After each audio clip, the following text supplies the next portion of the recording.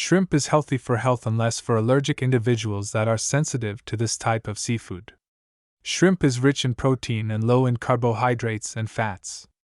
The type of fatty acids contained in shrimps make it proper for a heart-healthy diet considering their omega-3 content. Shrimp is rich in minerals such as selenium and phosphorus and vitamins such as B-group vitamins and vitamin E with antioxidant capacity. Shrimp can be part of a healthy diet because it is a good source of protein. 3 ounces of cooked shrimp contains 19 grams protein. Shrimp can be part of a high-protein diet, gluten-free diet, keto diet, paleo diet, and many other diets and lifestyles.